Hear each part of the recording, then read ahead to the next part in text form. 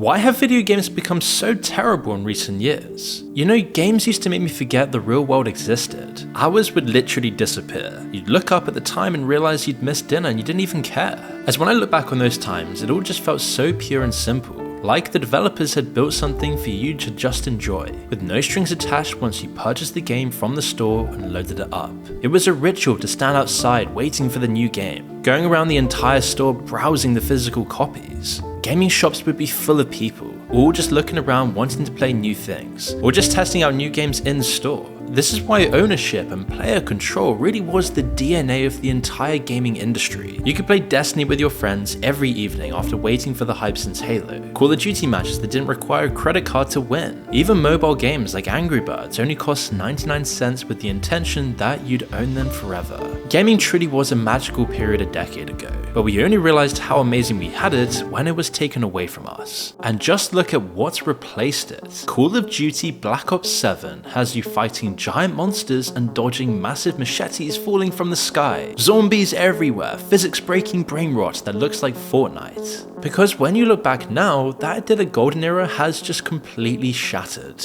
You get pummeled with microtransactions for things that should just be free. You simply can't compete or win without burning through cash, even though you've paid for the game. Sometimes the game promised won't even work if you don't get the next DLC. And then when the game does eventually dry up, you're left sitting on thousands of dollars worth of purchases that vanish into nothing. Zero value, zero transferability. But here's the bit that most people overlook. This isn't just about gaming getting worse, it's about something far more insidious that's spreading into every corner of our lives. It's getting clear that the studios that once built the worlds we loved helped pioneer a system that's now cannibalizing everything, from the products we buy to how we consume entertainment, to getting an entire generation of children addicted to gambling, and ultimately how corporations keep us hooked on things that make us miserable, all whilst robbing us of our money. Now at this point it almost just seems obvious that this is the way the gaming industry is, but it never would have seemed possible back in the golden era of gaming, which wasn't even that long ago. Rushing home from school, throwing your bag down, racing to turn on the console before anyone else would claim the TV. When you had no work, no to-do list grating at the back of your mind, all you wanted to do is just keep playing. Whether it be Fallout, Elder Scrolls, World of Warcraft, Knights of the Old Republic, Destiny, Mass Effect, The Witcher, the original Borderlands, GTA, Halo,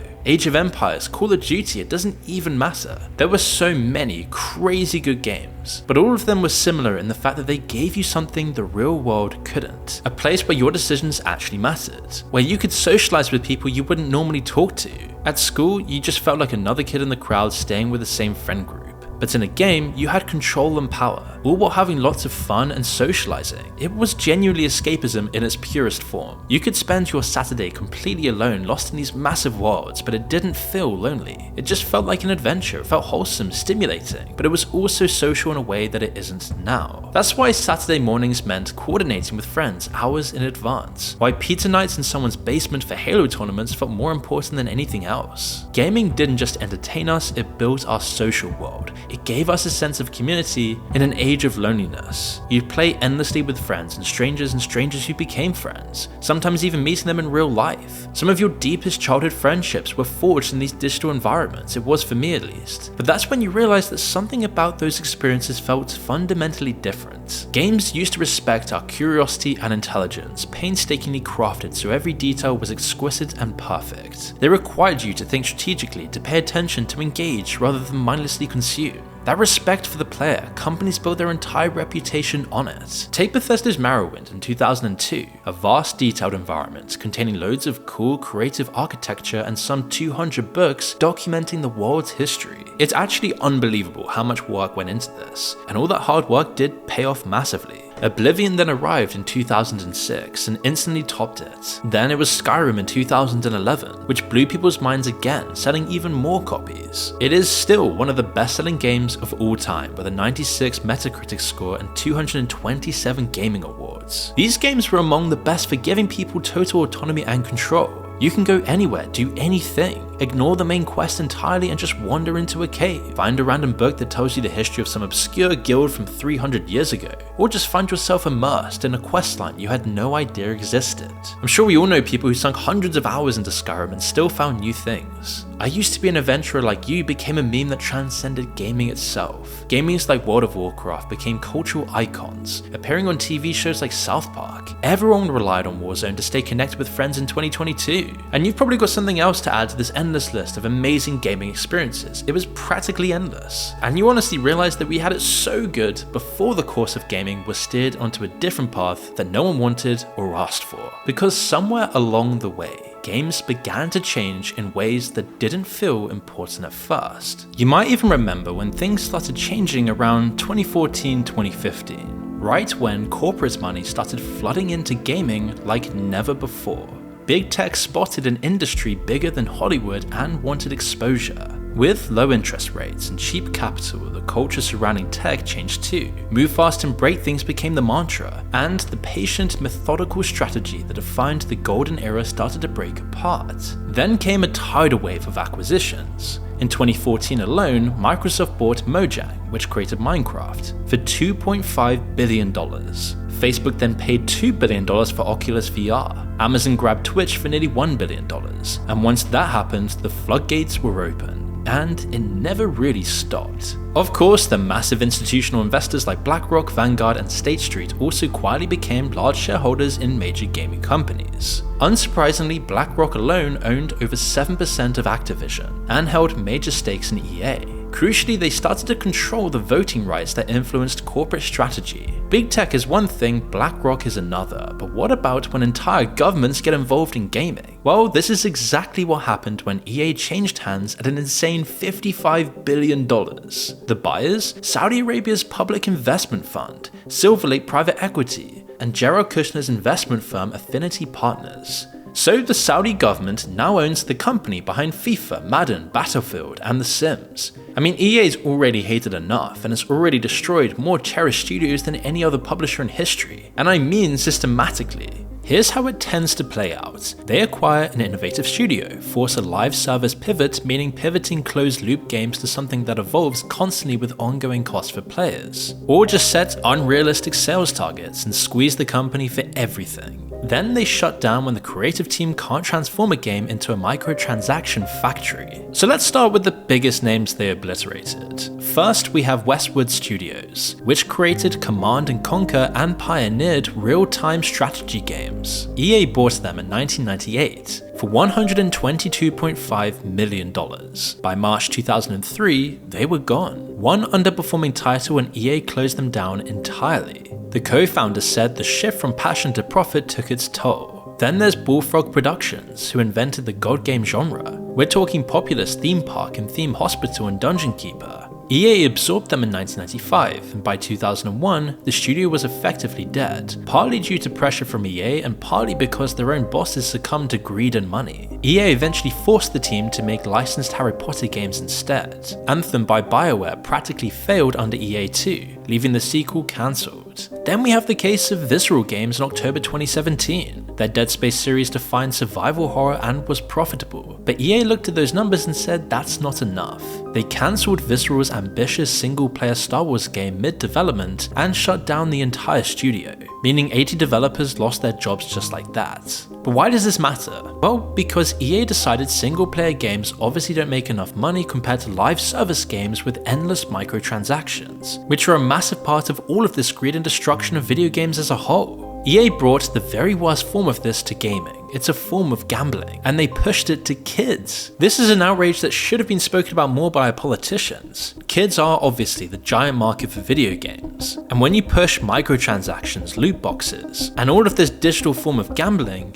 you're really just training a habit in kids to gamble when they're older. Which is why they don't want you to just finish the story, be done, and move on, as you get real satisfaction from that when the credits roll on the campaign and now you're just off to multiplayer. Whereas live service games with endless microtransactions, those never end, and neither does the spending. Gaming was changing into something more predatory that ruins people's lives. There were a few early warning signs, like Bethesda's infamous horse armor, which cost $2.50 back in 2006. It sparked massive backlash, but it proved that people would pay for in-game equipment. didn't. They later tried to monetize Skyrim's modding community and take a big cut of the profits. The community lost its mind, and within 72 hours, Valve pulled the entire thing down. The CEO said pissing off the internet cost you $1 million in just a couple of days. Those early in-game monetization attempts are trivial compared to what came next.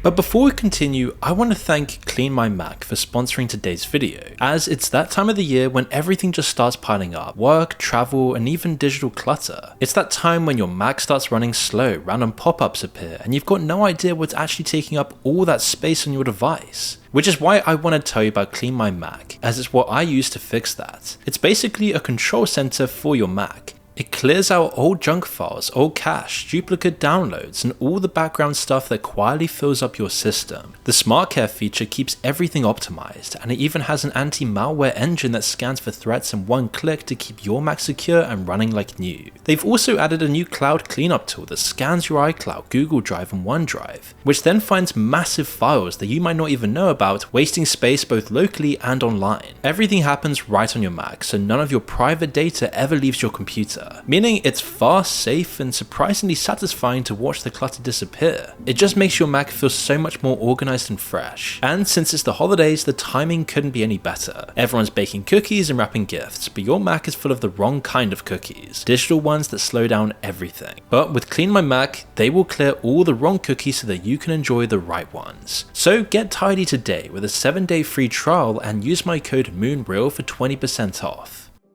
The industry had tested the possibility of monetizing games beyond the price you pay in the store, and they wouldn't let it go. Call of Duty introduced loot boxes with powerful weapons in Black Ops 3. Destiny took it even further when they locked base game players out of weekly content unless they bought DLCs. Activision even filed a patent for systems designed to manipulate players into buying microtransactions through matchmaking, basically pitting new players against those deeper into the game to force them to upgrade their loadout in order to compete. Mobile game is an even more hellish environment for loot box mechanics and laid the groundwork with Candy Crush and Farmville. I mean, just take Angry Birds. When it launched in 2009, it cost 99 cents, a complete game that you owned forever. Because it was made with love and it was a fair transaction, it became a cultural phenomenon. But in 2015, they couldn't let that go. Angry Birds 2 then launched as free-to-play, but with aggressive monetization. Revenues soared 50% annually, and they ended up deleting the original entirely. When fans did petition to bring it back, Rovio re-released it for 99 cents again in 2022. It immediately became the second best-selling paid app. Then in 2013, they once again deleted it, admitting the paid version had an impact on our wider games portfolio, which in other words means people preferred the version without predatory monetization, and that was threatening their free-to-play profits. Genshin Impact generates an average of $1.6 billion in annual revenue, and is another heinous example of loot box mechanics. The system comes with low drop rates for under 1% for top-tier items, costing approximately $25 for 10 pools. But there's a pity system that guarantees a 5-star after 90 pools. This means potentially spending $900 on a single character for a single item, with the added pressure that you know you will get it eventually if you just spend more money. It's just a classic case of the sunk cost fallacy, where someone resists abandoning a strategy because they're invested deeply into it. It becomes so tempting to just do one more pool, but it was EA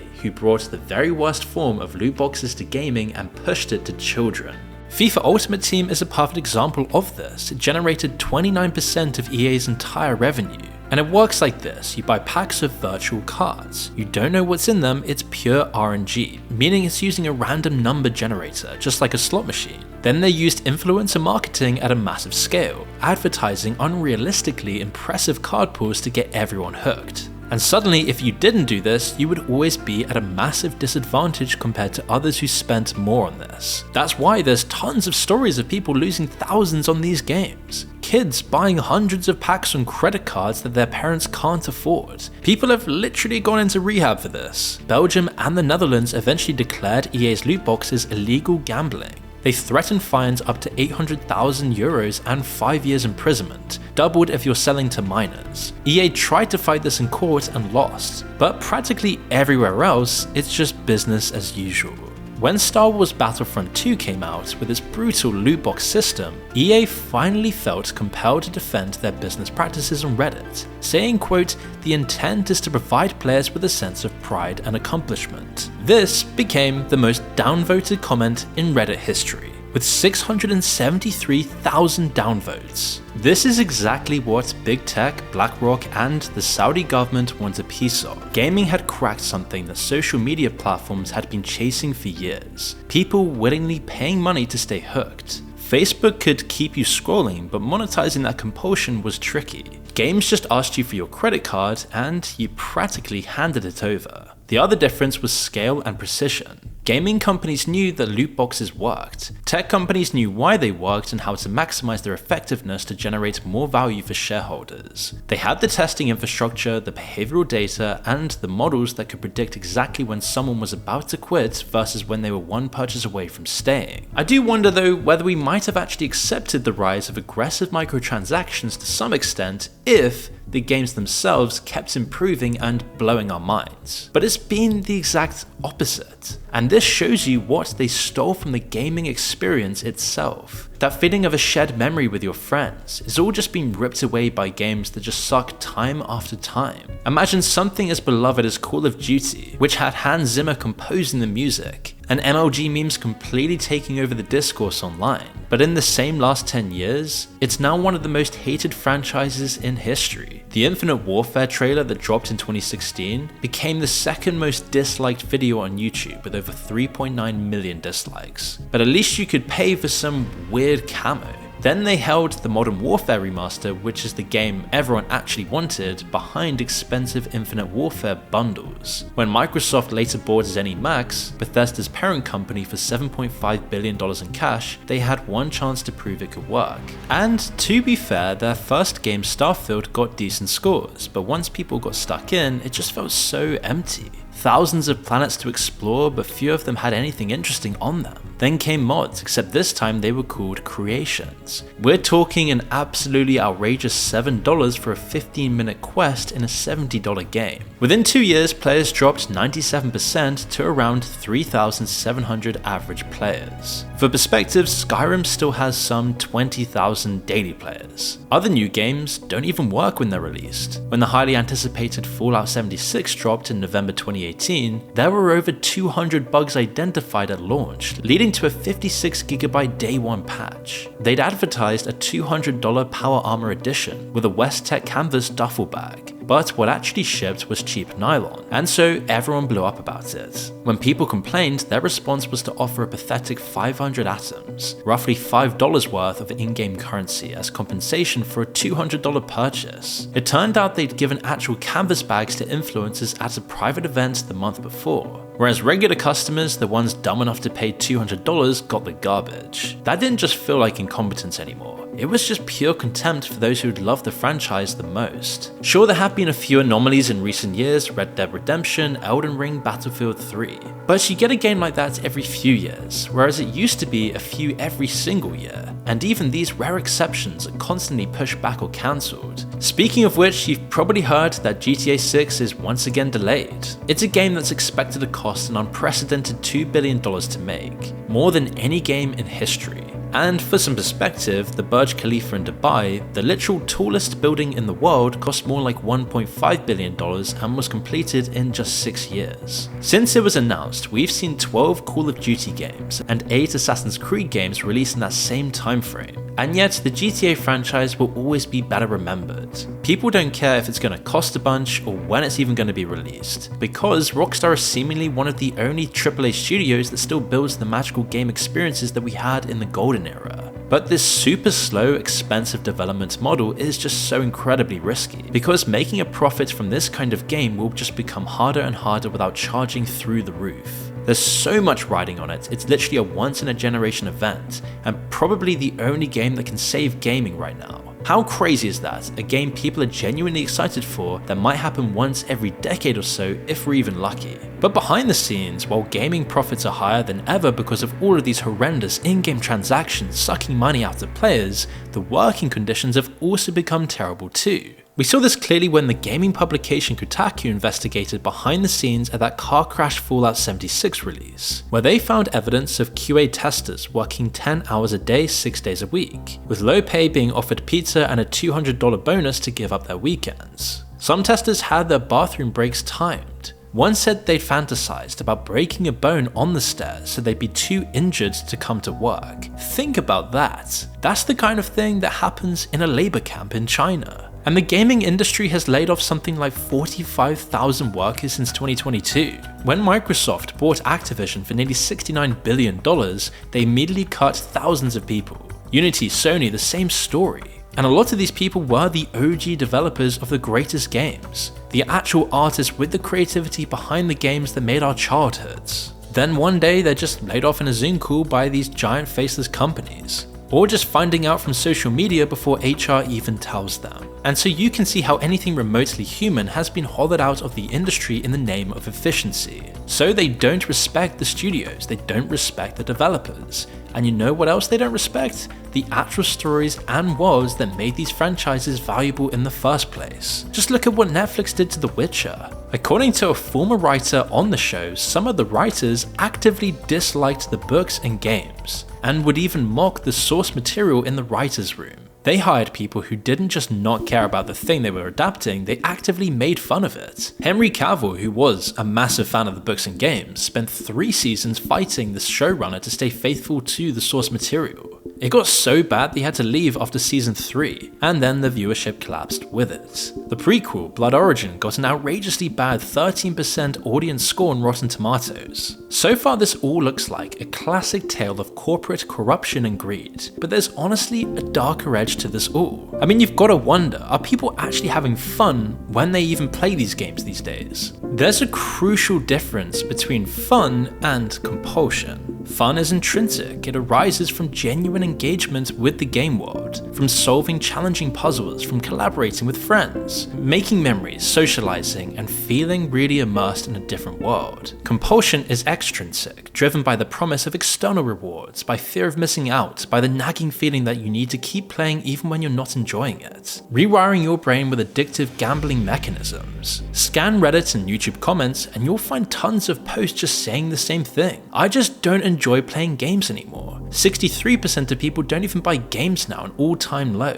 And players no longer care about so many of the things that made those early games from the golden era just so magical. Most gamers today care less about strategic thinking and planning when playing games than the average gamer did back in June 2015. The reality is, hard isn't profitable anymore. Hard games might get a cult following, but they'll never be as profitable as easy accessible brainrot games like Fortnite, or even just random stuff like Subway Surfers. So why are revenues still so high? Well, it all does really just come down to these random rewards and how addictive they are. But there's absolutely nothing random about how they're designed to extract profits from players. Back in the 1930s, a Harvard psychologist named B.F. Skinner built a box with a rat inside. The rat pressed a lever and got food, that's simple. But then Skinner made the rewards random. Press, you get nothing. Press, nothing again. Press, this time, you get the food. The rat went absolutely berserk, pressing thousands of times, never knowing when the next pellet would drop. Skinner said you could do this with any animal. He turned a pigeon into a pathological gambler in a demonstration. This is the mechanism behind every random loot box in every game you've ever played, because they draw on the same underlying psychology.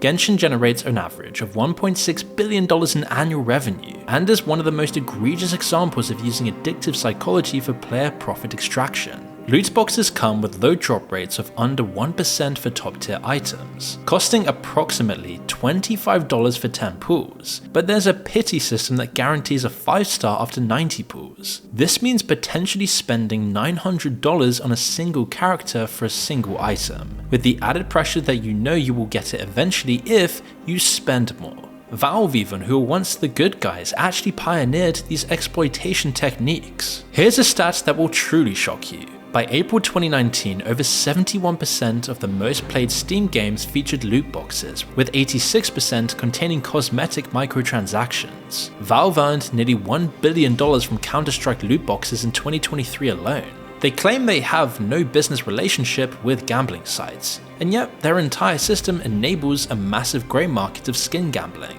in addition to cryptocurrency laundering. In late 2024, DayZ creator Dean Hall finally called them out directly on what we've been talking about in this video. Quote, "Valve does not get anywhere near enough criticism. I'm honestly disgusted with the gambling mechanics in video games at all. They have absolutely no place." Yanis, who worked as Valve's economist, said in 2024 that Valve helped create a hellscape, which he described as techno-feudalism, a system where corporations profit from digital platforms they fully control. Consumers live inside what he calls a digital fiefdom, where they don't own anything. They're forever paying some form of rent. Practically everything demands a subscription or a small ongoing cost, eroding our ability to own anything outright. And he's just right on so many levels. Levels that go beyond gaming and percolate into every inch of our digital society. You don't own your software anymore, it's all subscriptions. You don't own your music or movies, it's Spotify and Netflix, until they decide to pull content you paid for. You don't own your home, Blackstone bought them all and now you're a permanent renter. Even your job isn't stable anymore. Welcome to the gig economy where you own nothing, not even job security. You want to buy a car? You're going to start needing a subscription too. Once tech proved it worked, once they conditioned an entire generation to think you own nothing and be happy was normal, every other industry took notes. The gaming industry is a massive innovator of this model, making gaming companies compulsive and endless and boring. You don't need to make people happy with creativity and immersive world building, you just need to make them unable to stop and rake it in from ongoing transactions. Why spend 5 years crafting the next Skyrim when you can spend 6 months building a live service game with a battle pass, daily challenges and FOMO mechanics that just keep people logging in every single day? You probably noticed that highly anticipated games just fail so often these days, but the truth is they rarely matter to the executives making the decisions. Because when it does work, when you get a Fortnite, a Genshin Impact, and Apex Legends, the money is so obscene that it justifies every failure along the way. But there is another side to all of this that does offer a small glimmer of hope. In 2024, indie games made up nearly half of all Steam revenue. 5 of the top 10 highest grossing games on Steam were indie titles. Tools like Unity and Unreal Engine made it possible for small teams to build games without massive budgets. Platforms like Steam let them reach players directly. When you're not answering to shareholders demanding massive growth every quarter, you can focus on making something genuinely great. But it's not exactly a fair fight. For every success story you hear about, there are thousands of developers who spent years making games almost nobody plays. And even the successful ones are competing against a huge money-making machine. AAA studios have marketing budgets bigger than entire indie development costs. They have established franchises, brand recognition, and algorithms that favor them. Small teams are making better games with a fraction of the resources, but the system is designed to crush them anyway. And I think the saddest part is how we've just accepted this as normal. An entire generation of gamers has grown up thinking this is what games are supposed to be. And yet they'll never know the feeling of buying a game, loading it up, and it's yours to enjoy without any intrusion or additional investment except maybe the occasional DLC that you genuinely look forward to. They'll never understand why you get that faraway look in your eyes when you talk about Halo 3 or the first time you played Skyrim.